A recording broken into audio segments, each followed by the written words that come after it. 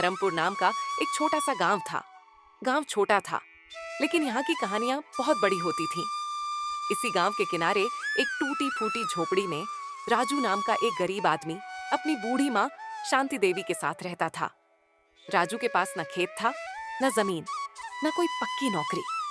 उसका जीवन जंगल से लकड़ी काटकर उसी लकड़ी को बेचने पर चलता था। राजू बेटा, जल्दी निकल जा, सूरज ऊपर चढ़ आया है। जंगल देर से पहुंचा तो लकड़ी काटकर लौटना मुश्किल हो जाएगा। हाँ माँ, अभी निकलता हूँ। आज ज्यादा लकड़ी लाऊंगा ताकि 2 दिन का खर्च चल जाए। राजू अपनी पुरानी कुल्हाड़ी उठाता है और झोपड़ी से बाहर निकल पड़ता है। रास्ते में गांव का सबसे अमीर आदमी सेठ हरिदास सामने आ जाता है। अरे राजू, सुबह सुबह कहाँ जा रहा है? सेठ जी, जंगल जा रहा हूँ। माँ के खाने का इंतजाम करना है। न जमीन न खेत, बस जंगल के भरोसे जिंदगी काट रहा है। सेठ जी, ऊपर वाले ने जो दिया है उसी में खुश हूँ। सेठ थोड़ी देर सोचता है।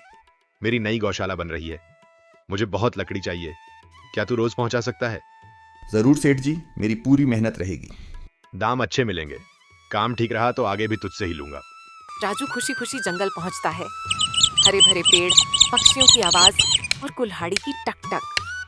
शाम होते होते राजू लकड़ियों का बोझ उठाकर गांव लौट आता है। माँ दरवाजे पर उसका इंतजार कर रही होती है। आ गया बेटा, बहुत थक गया होगा। थकान है माँ, पर दिल खुश है। सेठ जी ने काम दिया है, शायद अच्छे दिन आई। रात को अचानक तेज बारिश शुरू हो जाती है। ठंडी हवा चलने लगती है। बारिश में माँ की तबीयत बिगड़ जाती है। राजू, मेरा शरीर जल रहा है। माँ, मैं अभी दवा लेकर आता हूँ। राजू भीगता हुआ सीधे सेठ हरिदास की हवेली पहुंचता है। सेठ जी, माँ बहुत बीमार है, कुछ पैसे उधार दे दीजिए। पैसे दूंगा, पर ब्याज लगेगा। सेठ जी, मैं गरीब आदमी हूँ। बिना ब्याज, कोई उधार नहीं। ठीक है, जो शर्त आप कहें। राजू डॉक्टर से दवा लाता है।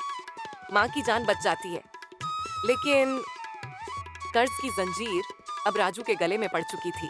बरसात में लकड़ी नहीं बिकेगी, क्यों ना कुछ अलग काम करें। कौन सा काम माँ? समोसे बनाओ, गरम चीज़ लोग ज़रूर खरीदेंगे।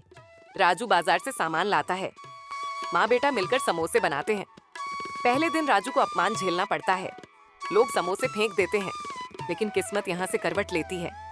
एक दिन एक रहस्यमयी बाबा राजू के समोसे खाता है और उसे एक जड़ी बूटी देता है।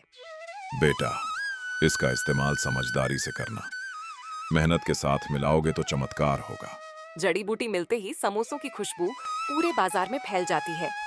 भीड़ लग जाती है। राजू का नाम फैल जाता है। वहीं दूसरा समोसे वाला कालू जलन में जड़ी बूटी चुरा लेता है, लेकिन लालच उसका नाश कर देता है। उसकी ठेली जल जाती है। कुछ महीनों में राजू एक पक्की दुकान खोल लेता है। सेठ हरिदास का पूरा कर्ज चुका देता है। मुझे माफ कर दे राजू, तूने साबित कर दिया मेहनत सबसे बड़ा धन है। राजू अपनी माँ के साथ उसी झोपड़ी में नहीं, अब अपने घर में रहता है और धर्मपुर सीख जाता है। लालच से मिली चीज टिकती नहीं, लेकिन मेहनत और सच्चाई किस्मत भी बदल देती है।